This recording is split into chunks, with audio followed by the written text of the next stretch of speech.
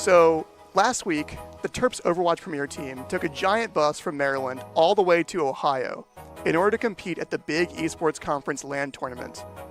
Here, collegiate esports teams from across the country gathered to face the teams they had been playing against online for the past 2 semesters.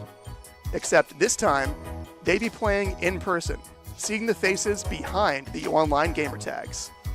What followed for the Terps Overwatch team was nothing short of magical. But first, we need to start the story at the beginning. We see echoes of Game 1 again. Unfortunate. The Terps were not doing very well in the BEC regular season last semester. It was fall 2023's academic year at UMD, and their win-loss record in the BEC was 2-6. But in 2024, the Terps came into the spring semester with a new coach, an updated roster, and an energy they brought into the studio that was simply unmatched. In the BEC regular season that semester, they went 6-1. That meant winning 6 best-of-5 collegiate Overwatch matches and only dropping 1 game. Basically, they came back with a vengeance. They even made it to the Nationals in the NECC Champions League, another collegiate tournament running parallel to the big esports conference. By the way, make sure to stick with this video until the end, because there's more to talk about with that NECC Nationals League. But, getting back on track, the Terps began their tournament in Ohio on Friday, and it wasn't just the players that had something to prove. Some of our Overwatch casters, Alex, aka Gumi FTW Casts, and Tomas, aka Dormant Dormat, also tagged along in order to speak as commentators on the big esports conference's broadcast that Friday and Saturday. Like the players, these two came with fantastic energy. And I can say, as their director for the Terps esports streams, I was very proud. We're going to be able to stay close to you anyway, and that's going to be map 1 going to UMD. And like Tomas said, the first day of BEC group stage matches were filled with nothing but victory for the Terps. In a dominant series of matches that went from 9 in the morning to 5 in the afternoon, the team went 5-0 without dropping a single map. The next day of the tournament, the Terps were up against Ohio State University in a best-of-5 match for the semifinals. We streamed this match, go watch it. But spoilers, we beat OSU 3-0, which meant, again, that we didn't drop a single map. It all led to this, our final match against University of Michigan for the BEC Overwatch trophy that the Terps came all this way to fight for. It was a bright and sunny Saturday morning when the team began to take the long walk from the dedicated esports room on the Ohio State University to an off-campus esports arena local to the area.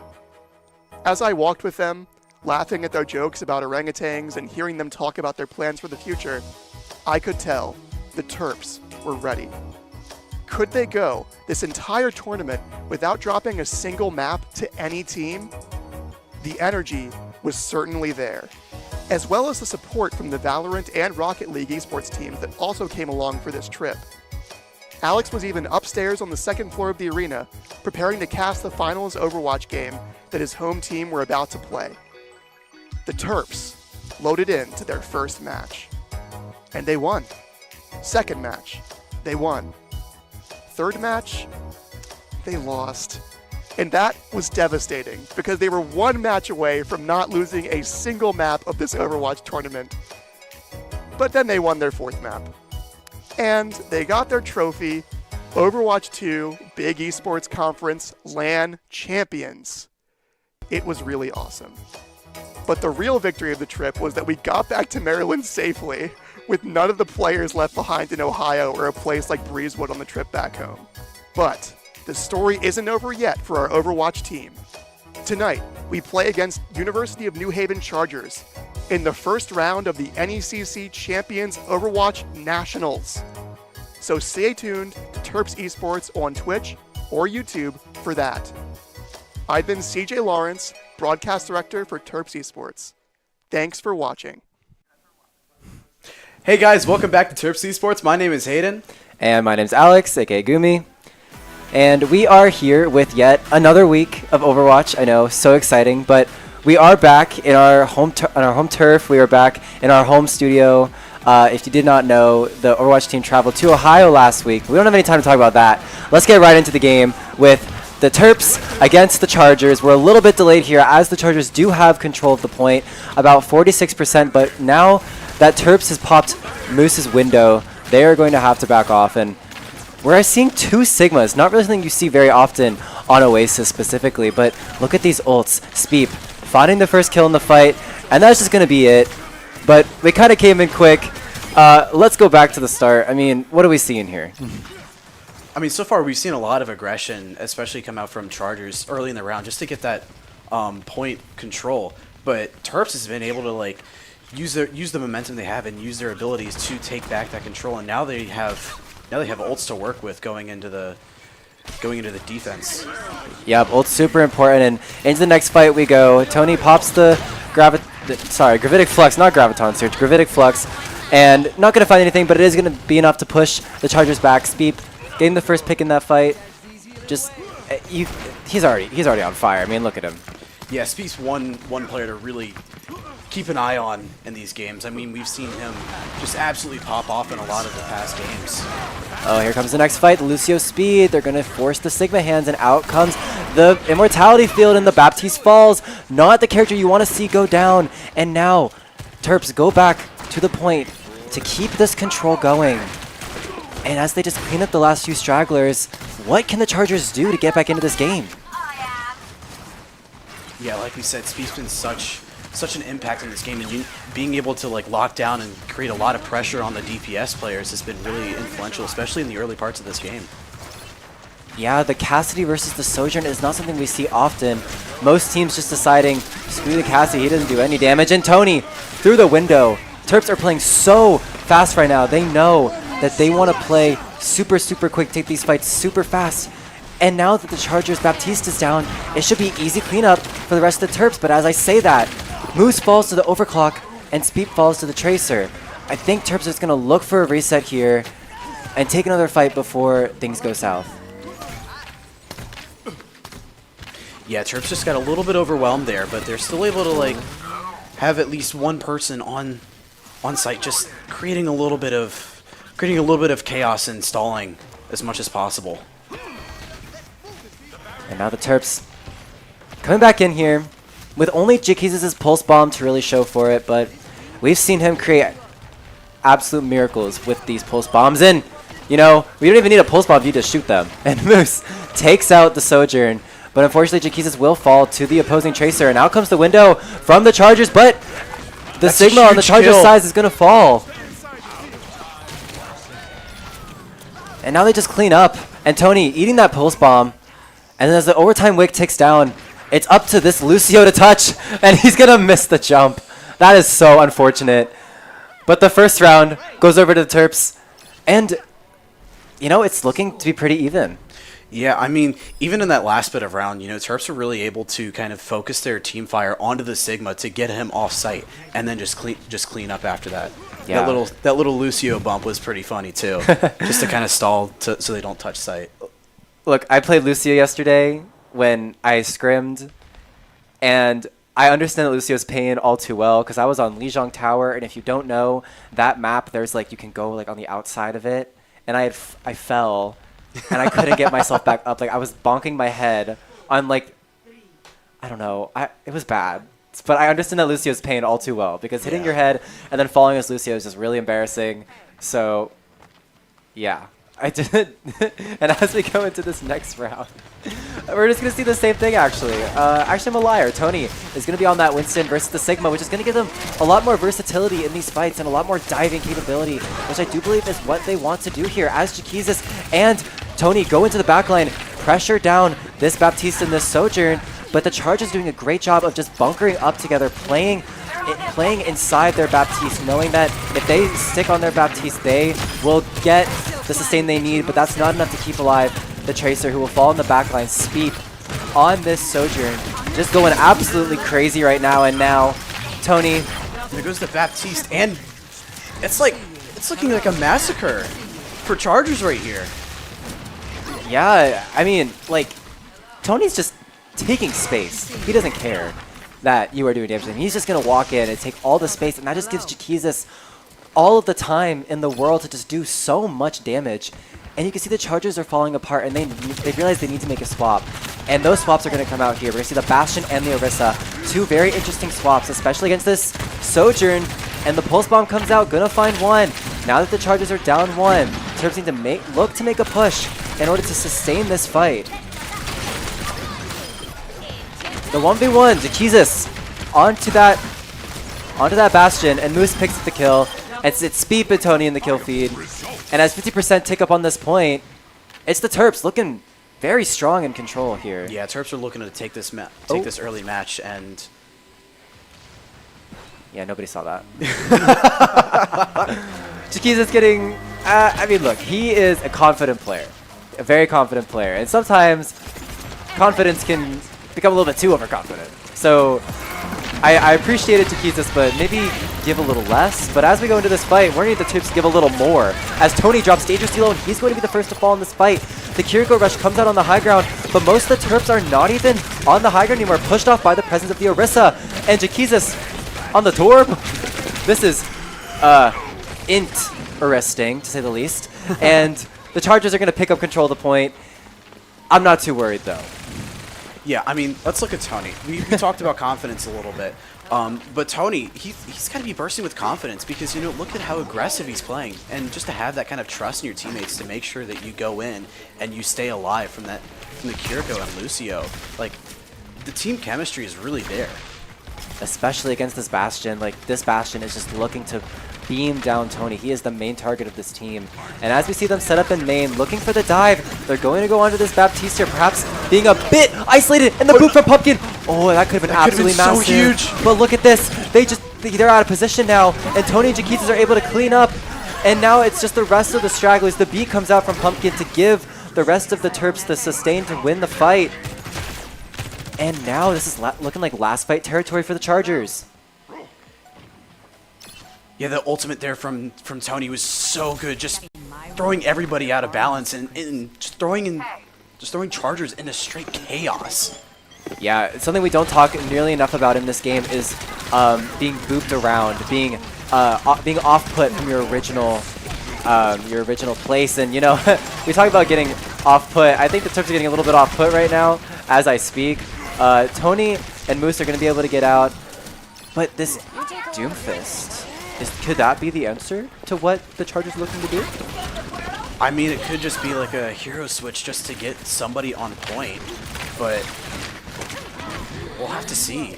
Yeah, I definitely think Doomfist is interesting against this comp, and Tony's going to swap onto that D.Va, but the Terps need to play a little bit more urgent now. I mean, look at the percentage, 66%. Charge come on the point, and the Doomfist just falls in that Kitsune. Perfect team play coming out from the Terps, and the beat will come out from the Chargers to sort of prolong this fight. But they're down 1, down 2 as Killer falls on the Tracer. And now it's up to the rest of the Chargers to make something happen. But the point flips. And now it's desperation for these players. Doom falls and looks like Terps are going to have full control of this site. And that's it. I mean, there's not really much else to say. Pretty simple, pretty good. I mean, pretty clean. Perhaps having a little bit of fun there in the middle with the tour, but you know, Terps are looking strong. Yeah, definitely. I mean, Terps really came strong for this beginning match, and we do have the play of the game from Speep here. Easy prey, not likely. Oh, Speep is such a fun player to watch. I don't know how he does it. Yeah, I mean, his positioning there, just being able to like pinch everybody in that one little corner and the staircase, and just throw his Sojourn nade, it damaged everybody and killed basically everybody. It's so impressive to see these high-level players, especially. I mean, I watched them all last weekend as well. Like, it's just so impressive to see. I know I keep saying it, but I'm always impressed when I watch these players. Like, even we talked about Speep there, right? And he got the play of the game, but we didn't talk about the things that happened leading up to that point. Like Tony diving in, making that space. Jaquizis putting pressure on the backline to make them panic a little bit, make them move. We don't talk about the Lucio speeds from Pumpkin, making sure everyone can get into position when they need to, making sure people can get out of position when they're pressured. We don't talk about Moose, who's keeping everybody alive in the backline. These players just work so well together, and without each other, they really would not be in the spots they are right Yeah, now. I mean, the team chemistry of this Overwatch team is just immaculate. It's one of the best that I've seen. I mean, I don't know how it is over with you in Valorant, but I'm sure you can say The team chemistry is Yeah. just about the same. team chemistry is very important when it Yeah. comes to these games. Yeah, and even just in my Valorant games, you know, a lot of times when you're down, when you're down in rounds and stuff, you need that team chemistry just to kind of like, you know, get back and have the mentality to get back. But these guys, they're just all smiles. Yeah, exactly. I mean, even when they were losing, when we were at the LAN in Ohio, we dropped a map in the grand finals, and they came back in the next map. And you know, that map was also really close as well. They nearly got full held on Circuit Royale. So for these players to be able to keep their composure, to keep their, you know, their team membership, is that a word? We'll call it a We'll word call it for tonight. team membership. It's so important in these games. Yeah, and I mean, even after that loss in Ohio, I think that, you know, this team was still very confident in their skills and, you know, taking that confidence to a new level and then winning the Big Ten championship. Yeah. You lose one map, so what? Exactly. You're able to still take the trophy. Yeah, talk about that a little more. That was an amazing experience. If you were not paying attention to our social media or to I believe there was a video at the very start, I'm not too sure, but we did go undefeated in the group stages and undefeated in the semifinals up until the grand finals, where they dropped their first map onto against the University of Michigan, pardon me, which GG to the University of Michigan, amazing game. And now these players get the opportunity to go to the CECC qualifiers in Texas at the beginning of May, which is huge for these players. They're going to be meeting coaches, pro players. They're finally getting the spotlight that they deserve. And I totally it's huge agree. for them. Yeah, I mean, this team is very good, and we definitely have a really good game on our hands. For With sure. that said, we're going to take a quick ad break, and we'll catch you later in a sec.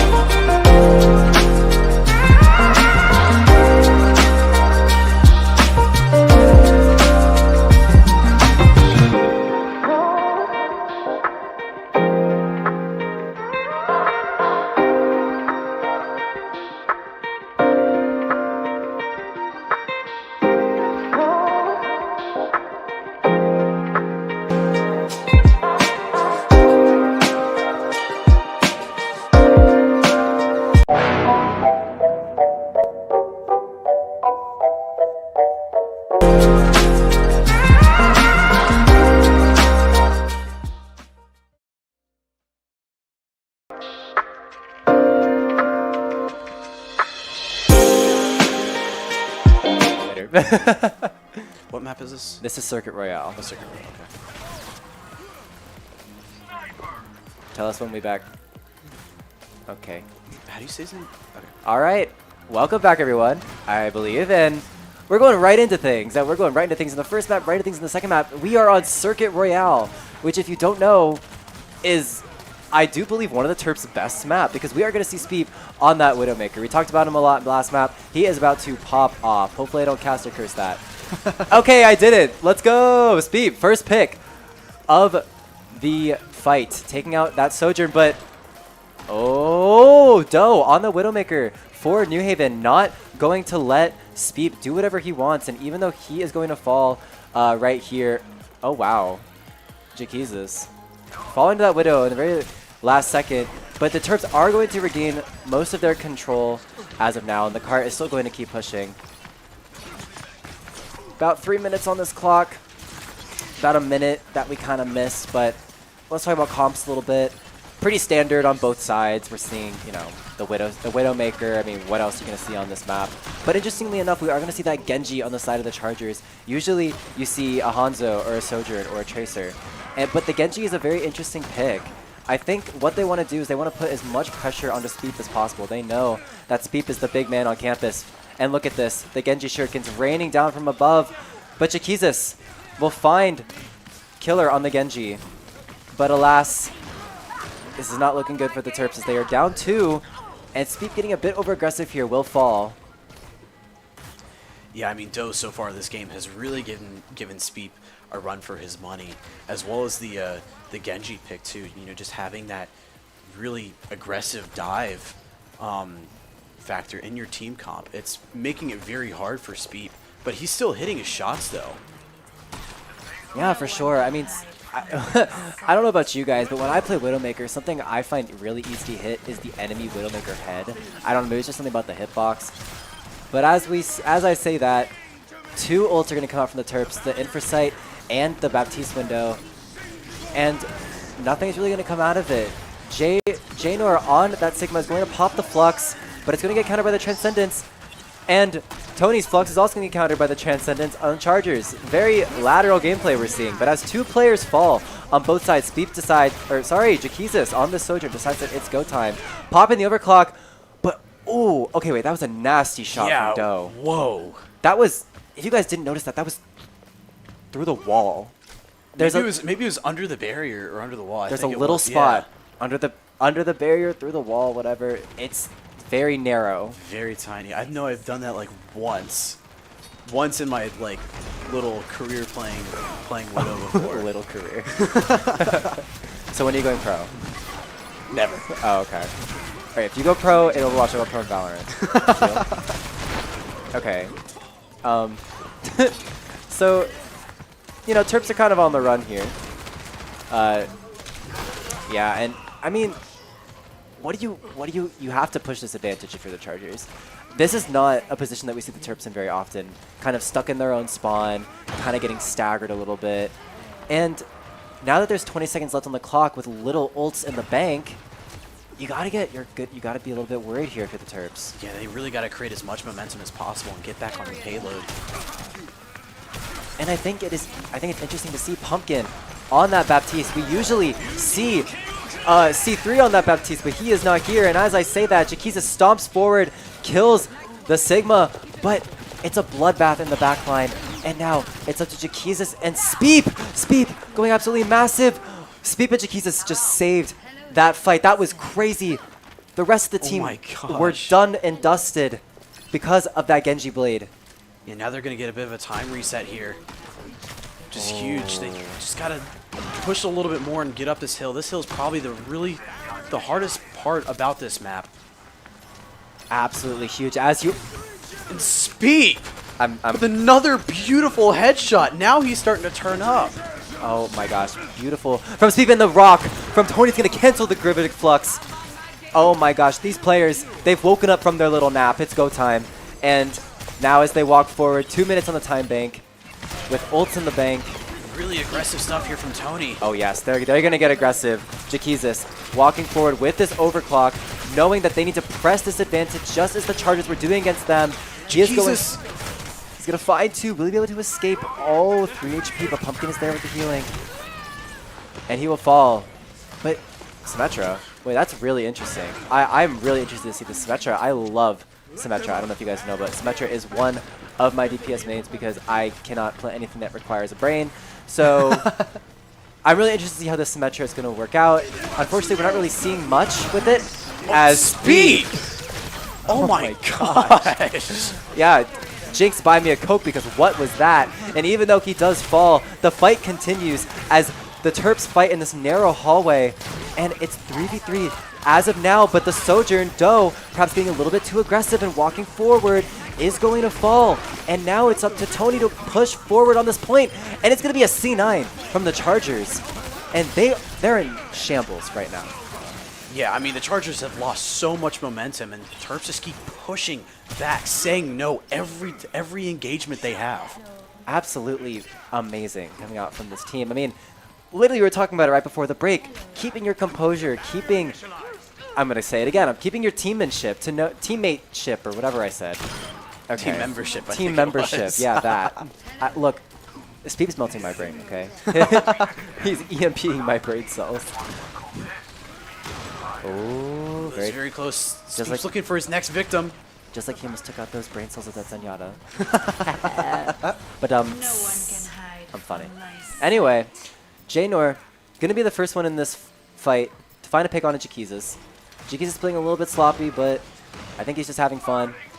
And look at this, Speep with just patience. Patience is a virtue, and he drops on the Symmetra, finds the headshot, but not charged enough.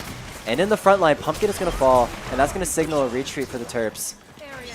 With a minute and change on this clock, and some ultimates coming up, if you're the Chargers, you gotta be a little bit scared, but you do have ults of your own.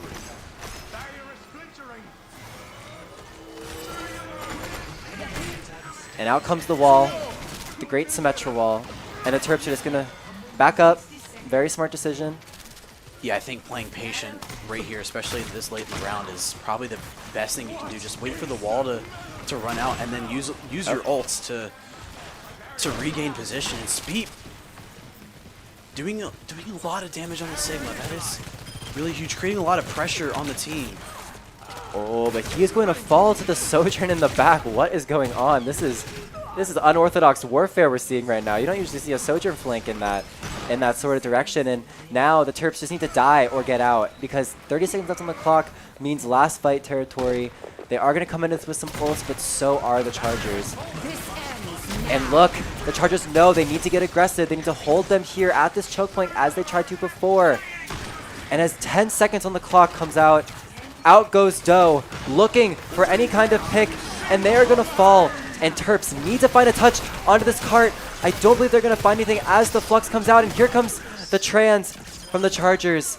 And round one, not full hold, held on that third point for the Chargers as we go into the defense. Yeah, that was still a lot of ground gain from the Terps there too. So Chargers are gonna have a lot of work to get back up. Yeah, Terps fumbling on this map a little bit, not really something that we see often. Now, the second and the third point are just so hard to push. I mean, there's the high ground for the defenders. They have a narrow choke point to play out of your line of sight. It's really hard to get anything done if you're playing Widow here, especially if you're Speep and you're getting pressured by like 5 different points of contact.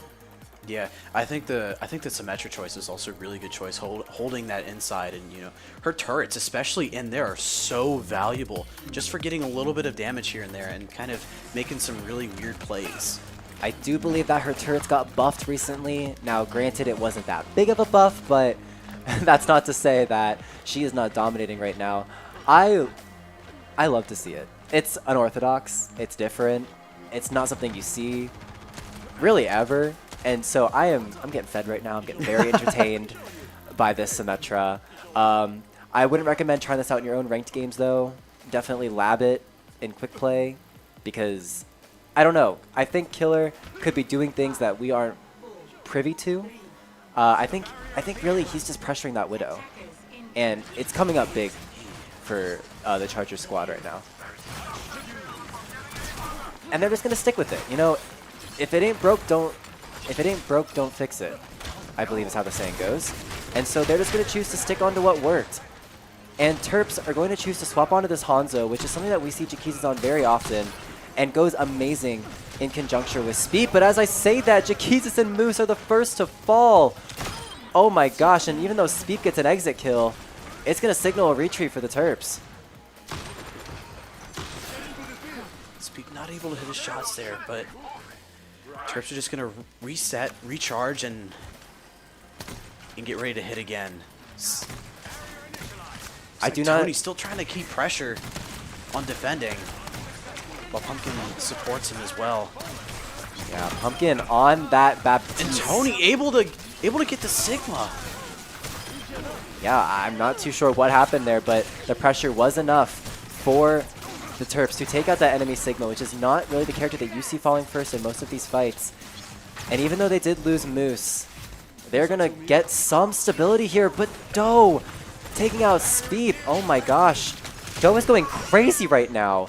And Jaquizas playing a bit too far up for his own good, and he will fall as well. Pumpkin locked in right now. And now Pumpkin needs to lock in even further as he just tries to desperately keep up Tony, but the pressure is too much, and as that window comes out to just melt every member on the Terps, it's a retreat, and is back up for the second point. Bit of a replay here coming out. Speed with that exit kill. Honestly, they like ran into his crosshair. It was very, very cool to see that. I kind of love those kills, because that's definitely one of those kills that you're like, you're hyped, you won the fight, let's go. You walk forward, you get headshot by Widow. Yeah, I definitely agree. I have definitely fallen victim to that one too many times, and it is not fun. But the window comes out from Pumpkin. The Terps looking to just melt this Sigma through the window, and he's going to survive. Ooh, the window not finding anything, but it's going to get followed up with Tony's Gravitic Flux. And the overclock comes out, but Doe walking into 5. Not what you want to see, is going to find 1, but will get taken down, and Speep finds the Symmetra. And finally, Terps 3v4 in this fight, perhaps with an advantage and an opportunity to stop forward onto this cart and to stall the momentum of the Chargers. Now, unfortunately, it's going to cost them a lot of ults. We did see we saw the Infrasight, the Trans did come out to counter the overclock, and the Flux did come out as well. They're really only going to be riding on Jaquizas' overclock, which might get countered by the Chargers' Transcendence, but you never know.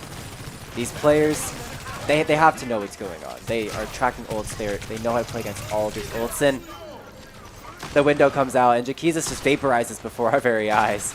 And Speed getting a bit brave here. Taking the window, looking for a pick, not going to find anything. And the Terps, 3 minutes on this clock. Desperate for a contest. And here comes the Sig Flux. Finds 3 members of the Terps, and Tony's going to be one to fall. And that's going to be the second point. Going over to the Chargers. The Terps are kind of scrambling right now. Yeah, I mean, there's a lot of there's a lot of confusion on what's going on here. They got to switch something up, and I think now that they have control of this inside area, it's going to make their defense a lot easier. Unless the Chargers come out with an unorthodox way of attacking up from the pool. Yeah, I'm not too sure if we can attribute most of this success to Symmetra, because she's really only been putting up walls and turrets, but maybe it's thrown the Terps for a loop, for a bit of a loop. I mean, I don't know what it's like to play against the Symmetra. I'm not in game right now, but it looks like the Terps are going to try to counter it with Jaquizas' overclock, walking forward, taking this high ground, but there's pressure on Speed. Doe, once again, going around the back. This player is just finding so much value, and look at this, Jaquizas locked in the room on the left. He's alone, absolutely isolated, and out come the ults from the Terps, desperately trying to stall this card out as it ticks towards the end of the map, and Moose is going to find his counterpart Zenyatta, but he will fall in the next seconds. 4v4 for the Terps. Have the ults to make things happen, but out comes the overclock. Tony desperately trying to survive, going to find 2 with the Flux, dodges the rock, finds 3! Tony finds 3! Huge play from Tony to save the game for the Terps. And now they can finally take a breath. Just relax a little bit, because you're fine, you survived. Yeah, you just got to stagger these healers and kind of save some lives just to make it kind of a 4v5 and not get that support you need. But Terps still have 2 minutes and 45 seconds to defend this, and it's a very close game. Oh, the window comes out and almost forces the C9, but Speep gonna find the pick on Doe, and look at them just shoving the Terps into this room, but luckily the Terps will be able to stall it out and just live. What a shot. What a shot. What a shot. A flick. Now, granted, it wasn't a headshot, but you know, that's still a shot is a shot. That's still a beautiful shot by Speep there. Exactly. Speep, perhaps getting a little bit warmed up after getting a bit destroyed in these last few points. And look at this, Jaquizas on this Tracer. Something that he is most definitely known for. Very, very strong Tracer player. But this map is not one that you see Tracer on very often. So I'm thinking, very interesting. Maybe they want to put pressure onto the Symmetra, or maybe they want to mark Doe, because as we've seen, Doe has been the major threat of the moment. And the Sigma ult comes out, lifts up Tony into the air. Not going to find anything as the supports have his back. And now the window comes out, and Tony finds Doe. Perfect playing from the Terps here, just knowing that they can contest this cart at this choke point. And look at this angle! What a shot by Speed! Oh, what a shot! But, oh, They gotta get on point. the Chargers are answering back with kills of their own, and Tony deems it now is the time to pop the Sigma Flux just to secure the fight. They know that the Chargers just used theirs, so they have an advantage in that front. But now look at this ult economy. It's a little bit scary. The Terps not having much except for that beat, and the Chargers having that Symmetra wall and coming up on that window. Terps need to play this to perfection as the last fight comes into play here. Yeah, this is going to be the deciding factor on how these ults are being played. Out comes the beat. Part of it will get blocked by that Symmetra wall. And here's Chiquizas looking for the Baptiste. Not going to find anything. Coming up empty. But the Terps have sustained the fight on the forefront. And now, look at all the pressure that the Symmetra is putting onto Tony's shield. And he is going to fall due to the output of damage from the Chargers. And as the beat comes out, the sustain for the Chargers, and they walk it in. And that's the Chargers tying up the series 1-1. Yeah, that ult usage right there from the Chargers was really good. Just trying to combo off of and using that Baptiste window to kind of section them off in that little room to put as much damage as possible. That was a pretty good play. I'll have to give them that.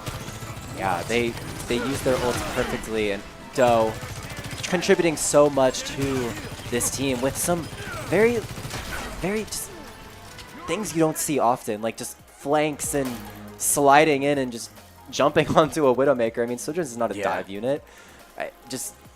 Honestly, they recognize that Speep is the problem, and they need to deal with it. And Doe did that perfectly.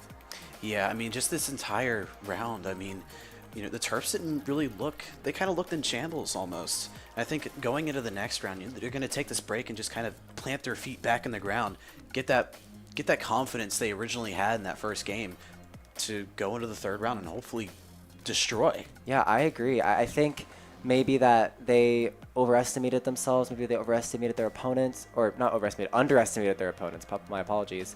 And they just need to take this a little bit more seriously. Going into this next map, though, I do not believe that we mentioned this before, but this is a best of 5. So there is some leeway here. This isn't match point just quite yet, but it is important that they take these ensuing maps seriously. Yeah, definitely. And with that said, we're going to cut to another ad break, and we'll see you guys in a minute. I think by the end of the season, like now, we play together, everyone kind of jokes around a little bit more and kind of shines their natural ray. We're excited just to see them play better as well. With the middle school program, the best part has been seeing the moments of teamwork where the middle schoolers really seem to get the game, and so that's when you can see they're starting to get a little bit hooked on how esports can be so fun. Off game, or will Red turn things around?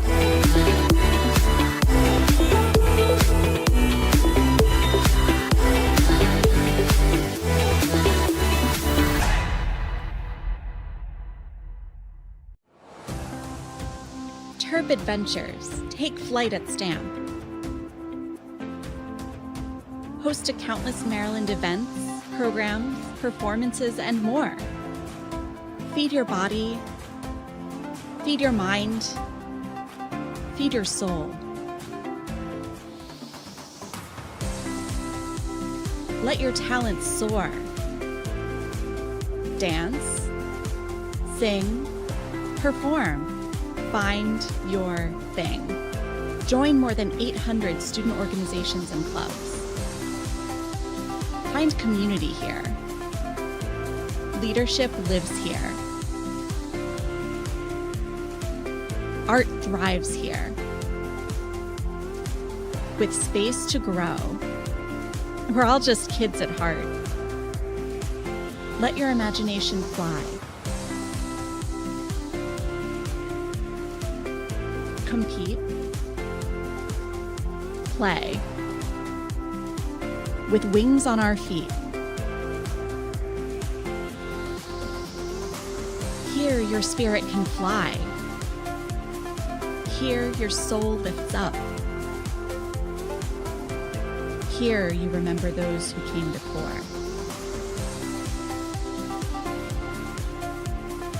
This is STAM. This is the center for campus life, where Terp adventures take flight. You belong here. Come fly with us.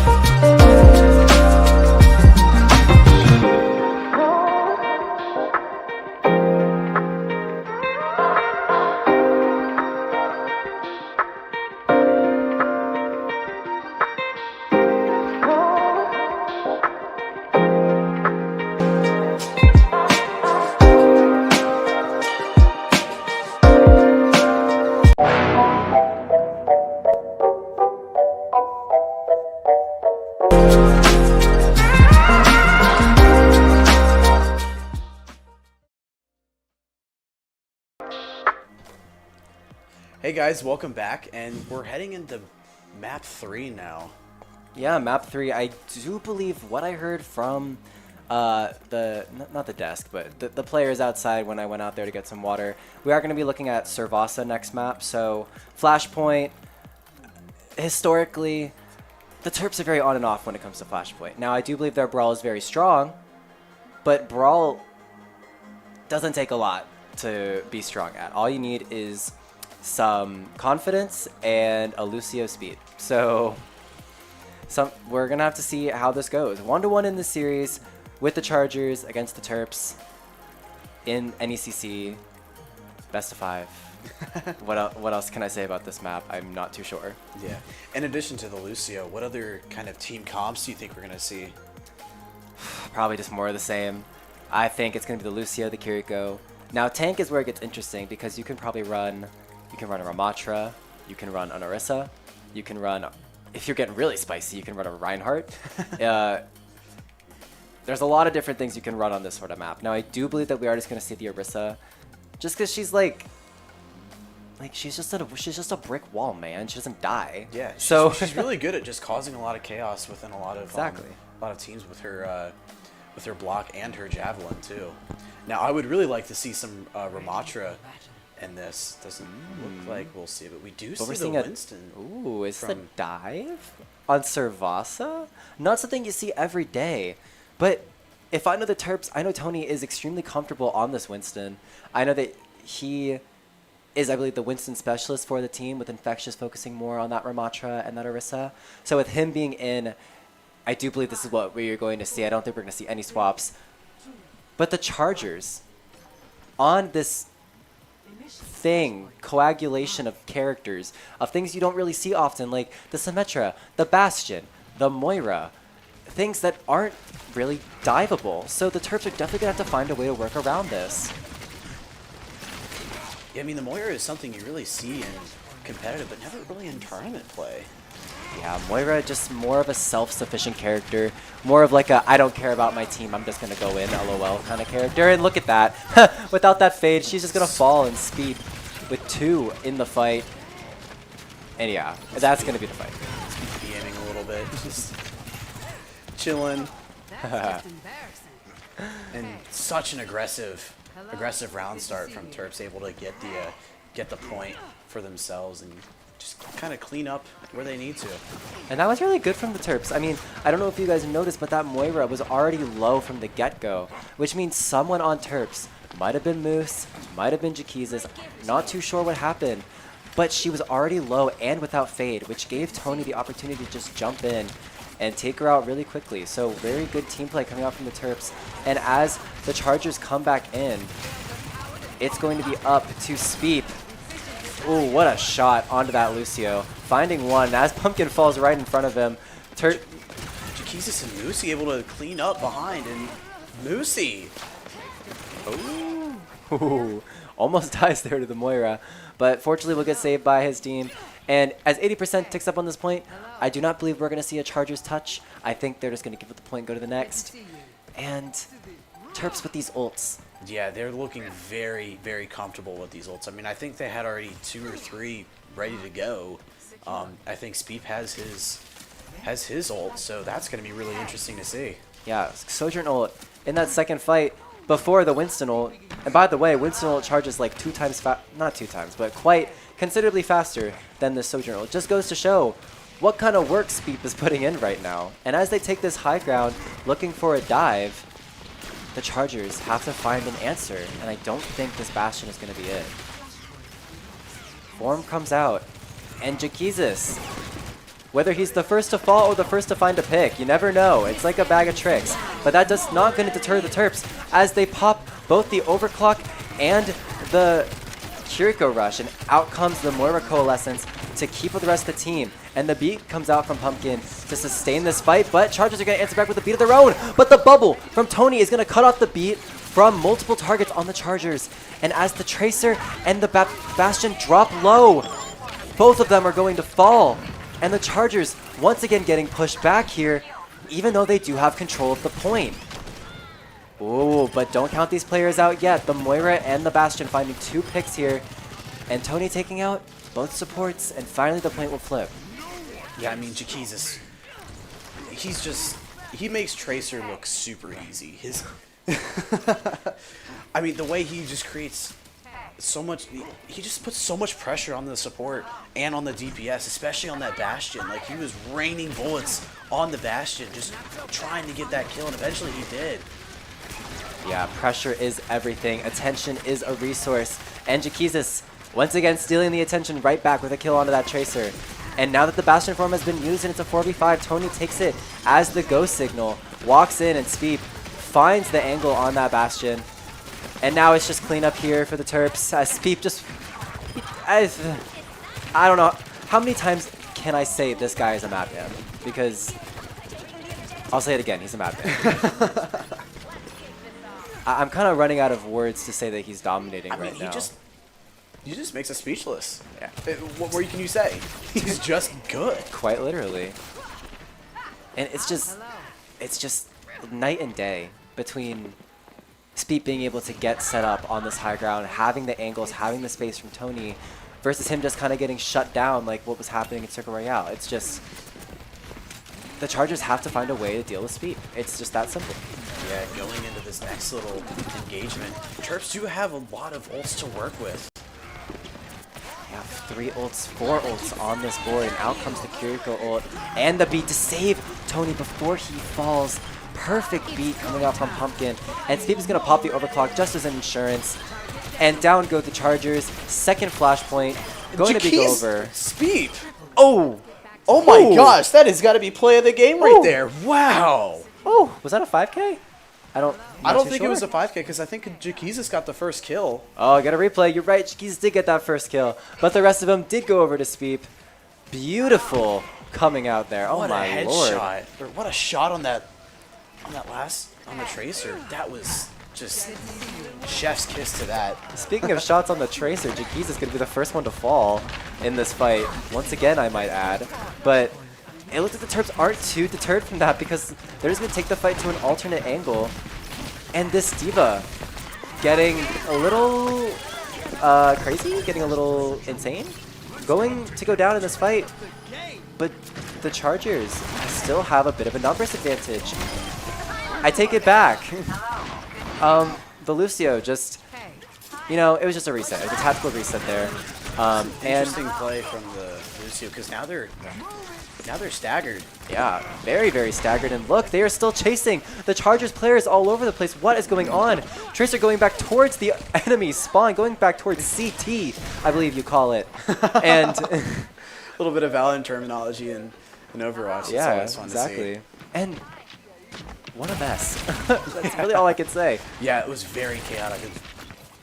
Like, honestly, that wasn't very well played by Oh. by Chargers, but Doe. Ooh. Yeah, Doe. I definitely has the skills on par. Maybe, yeah, definitely on par with Speed. But now that he's getting juggled around by Tony, by this big angry monkey, the monkey's gonna push him into the Kiriko, and Moose is gonna fall. He's not gonna be happy about that one. And now, as the Terps crumble, they're just gonna back up. 90%, 91% ticks up on the point. And now it's last fight. You walk in with your ults, you kind of take the fight slow, and it should just be clean coming out from the Terps. Yeah, I mean, we've seen a lot of snowballing with the ults from the Terps side, and like, even in the past, they've played really aggressive and used those ults like almost perfectly. We are going to see this swap onto the Zarya. Zarya. So, very, very good against D.Va, and it's already working out in dividends as oh wow, okay, I take it back. The Zarya is going to be able to take down the D.Va, but the bomb comes out and takes down both DPS for the Terps. But Tony says, I'm a DPS myself. I've got 100 charge. I am doing damage and you need to be afraid of me. He's just walking onto this point, taking all of the space in the world, and they just cannot seem to take him out. Tony taking out 3 in this fight, and as the Chargers desperately try to stall, Tony left and right just smashing anybody he sees. look at him, he's just giggling in glee. And the third map is going to go over to the Terps. As that private message said, yippee, Yeah. good work. Yeah, I mean, this is what you want to see coming off of that last map, too. And here we have it. We do have Speed as the play of the game. Yo, somebody clip this for me because I'm going to post it on Twitter later. Speed, just uncontested on this high ground. Okay, or don't. Don't clip it. I didn't want it anyway. I'll go back and find it myself. But yeah, Speed with that 4K, just perfect. And I mentioned it on the first map, but Speed would be nothing without his teammates making all that space for him. He has a whole point to himself just in front of him. The Tracer is not focused on him, probably getting bullied by Jaquizas. The tank is not focused on him, probably getting bullied by Tony. So who is left to deal with Speed? Yeah, and that was a really good mental reset for the Terps here after that round 3 win, going into round 4 match point too.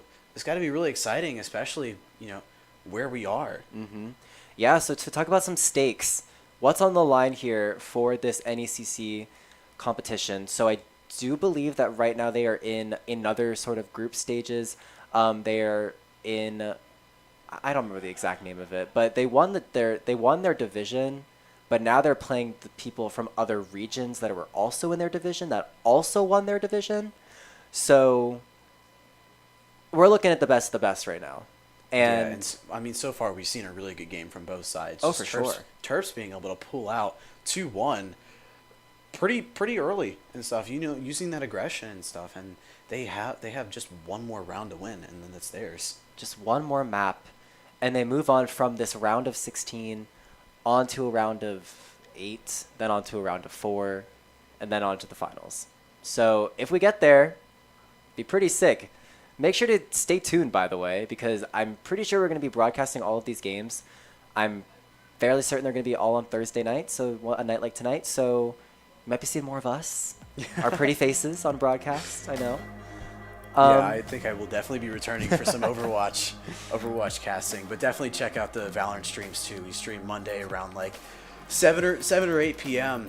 I think we have some pretty fun streams planned for the next couple of weeks as the semester comes to a close. I agree. Valorant, when I've casted for you guys, definitely been a fun experience. Even though I don't really play that game anymore because it makes me too angry. But we are going to hop to another quick break before we go into this third map. And we will see you guys after that. So.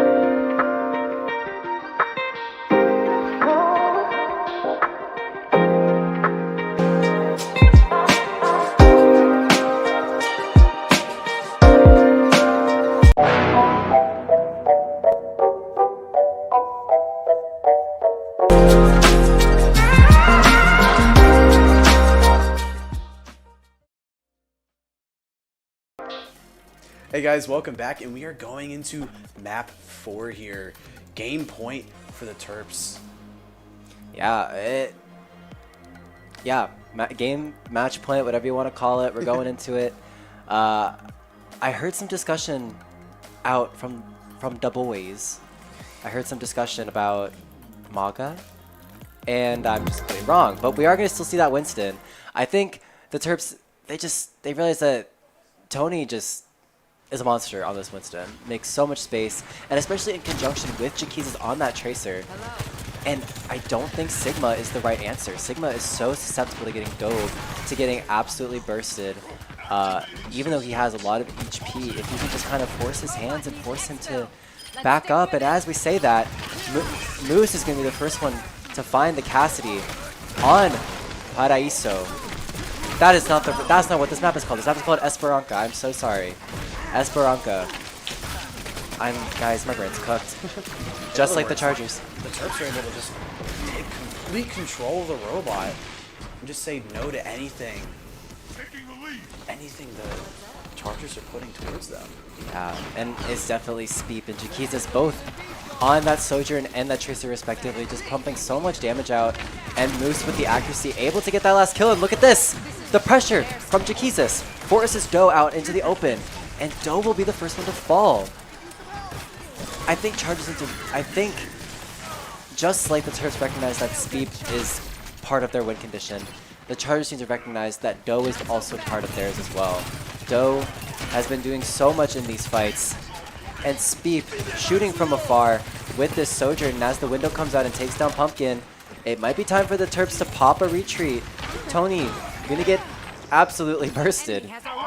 And now 51 meters for a push, pretty dang good.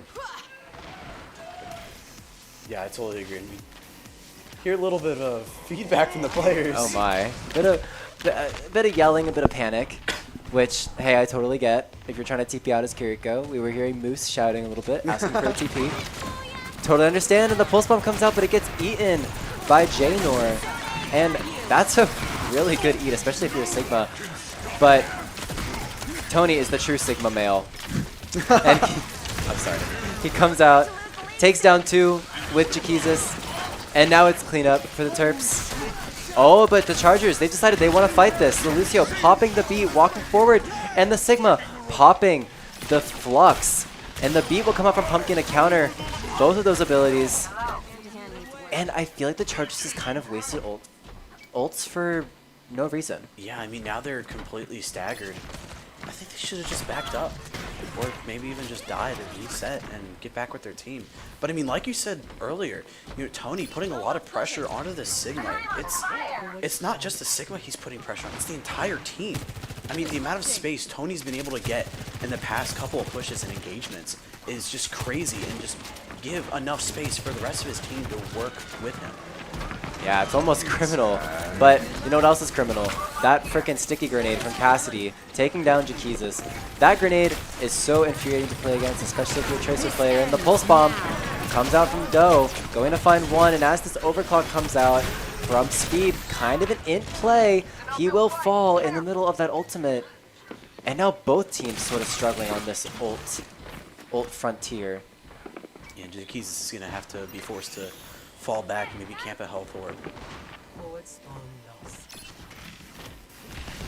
Well, that's not to say that these guys don't have a game plan, because Jaquizas does have that pulse bomb, and Speep says, no Sojourn, it's soldier time. And Jaquizas, you know, falling once again in that back line to the Cassidy. Definitely difficult to play the Cassidy against, difficult to play the Tracer against the Cassidy, so I understand his pain. But when you're as important as you are to this team, getting picked is not what you want to see. And now, as the Chargers walk forward to this checkpoint, the window comes out from the high ground, and the pulse bomb comes out onto that Sigma. It's sticking him, and he will fall. But Moose is going to fall in response. But Jaquizas is still on a rampage in the back line, taking out 3 in that fight, I believe. Yeah, Jaquizas is just breaking ankles left and right, especially on that Cassidy. Cassidy's got to break his arm just to do a 180 to find out where Jaquizas is. Practically throws his mouse across the mouse pad. I've actually done that once or twice. I've thrown it like across the room, and I was like, oops. And anyway, in any sense, the Chargers are gonna take control of this point. The Terps are smartly deciding to back off of the point for the moment, just allowing the rest of their teammates who had fallen in the previous fight to just kind of come back and regroup. And the cart is really not even moving all that much, and now the Terps decide it's go time. The Flux is going to come out, take down Tony, even though he tries to take down the bat, but Pumpkin's going to pick up the kill, and Jaquizas kills Killer's Cassidy in the back line. 3v3, but the Chargers still do have their tank And they do have this Lucio beat if they need it. The Lucio going dangerously low. He's 1 HP. I don't think he wants to use it now. He's going to... Pumpkin is going to be the one to pop it first. But the Chargers' beat comes out in response anyway. And look at this. The stick finds the one. It's going to hit the That's Sigma huge. too. It's absolutely huge from Jaquisis, but he needs to use the recall just to survive. And now it's Tony and Speep. They're back. And someone needs a pause. Is it going to come out? I don't believe so. No pause. We're just going to keep playing. Tony takes down Janor, and Jaquisis is back. That pause was an interesting call, but the Terps are going to win the fight anyway. Huh. Interesting. Okay. That whole fight went on while Jaquisis was asking for a pause. We don't know what was going on. We don't know what is going on. But we're going to assume some technical difficulties on Jaquisis' end. But let's talk about this game a little bit. It's around 50 meters to around 70 meters with a bit of a Terps advantage at the moment. I mean, Terps so far looking, they have to be confident going into this last little bit of the round. I mean, you're up so much and you have so much momentum. You've barely given anything to the Chargers here. And I think they're going to use this to just kind of like capitalize off of the momentum they have. Hopefully this little tech pause isn't going to short any of that. But like I said, they're just going to have to use as much momentum as possible. And, okay, we really have to talk about Tony. He is doing so much right now. Tony and his Winston is just causing so much chaos. And I'm surprised we haven't seen a tank switch off of the Sigma. I'm, you know, now that you say that, I'm not too sure either. Sigma, definitely one of the tanks that struggles more so against Winston. And here comes the Kiriko Rush. They want to play aggressive, but unfortunately, you can't play aggressive against a Deadeye. And Steve's going to be the first to fall in this fight in the middle of the Kiriko Rush. Doe will find Jaquisis, and now the Terps are just going to decide to smartly get out. They've lost their DPS. It's time for a retreat. You got it to 100 meters. It's pretty good. And if you can regain this high ground control, then you can have a more advantageous position for this next fight. Yeah, we do have 3 minutes left of this game, so the Terps are sitting again very well. Double the distance that the Chargers have. Hands gonna come out from the Sigma, and look at this pressure. Jaquisis. Sombra gets taken down by Jaquisis.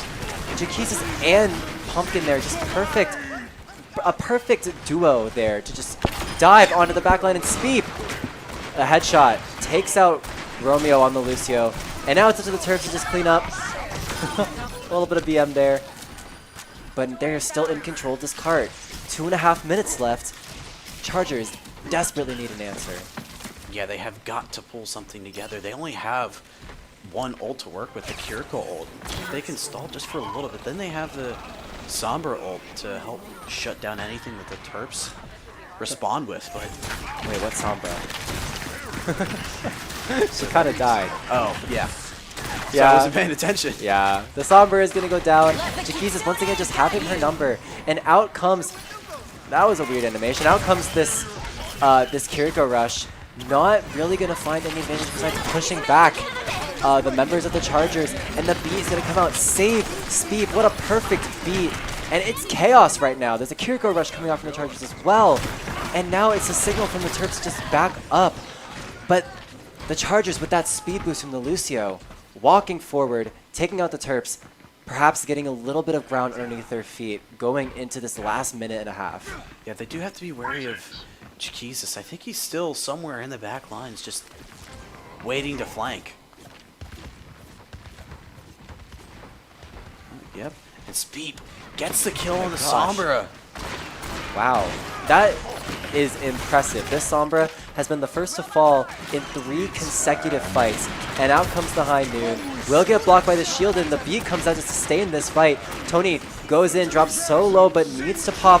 The Primal Rage will keep him alive, and he is going to find the Kiriko in the backline. Speep getting lifted into the air, will come back down as everything does, and the Sombra comes into EMP, but gets taken out almost immediately, and that Reaper, oh, it hurts Poor to see. Reaper. But the Reaper, that is a great adaptation. And we actually, these are 2 great adaptations we see coming out from the Chargers. Both the Maga and the Reaper are just going to look to take out Tony's Winston. So he needs to play extremely, extremely careful. And it looks like instead of opting to go in his backline, he's going to look to take an off angle and look to just kind of dive in from the side when the Chargers aren't looking. Yeah, I mean, like you said, this Reaper pick is so important for the Chargers because of Winston's big hitbox. You can hit almost every shot from Reaper's gun there. And because Winston relies on getting really close, up close and personal with the Reaper, it says no, finishing off the Reaper. Bit of a misplay there from the Reaper, using his Wraith form and kind of getting caught out there. And Moose has another Kiriko rush, and the Terps are just going to use that to stomp onto the cart, take out any members possible. And that fourth map is going to go over the Terps. 3-1. Terps are going to take this series against the Chargers. Well played, everyone. Yeah, very well played. I mean, the Chargers definitely, we saw Speak do a little dance. Yeah. But I mean, we cannot discount the Chargers here. They did give the Terps a run for their money. I mean, a lot of the aggressive pushes that they had, like this one, you know, just cleaning up the entirety of the Terps team. Like a lot of it wasn't as prominent as the Terps, but they still had a lot of really good plays too. For sure. Like you said, I mean, the push and pull is something that we talk about so often in this game. The flow of the game, the tempo of the game. When you set the tempo, you are more likely to win.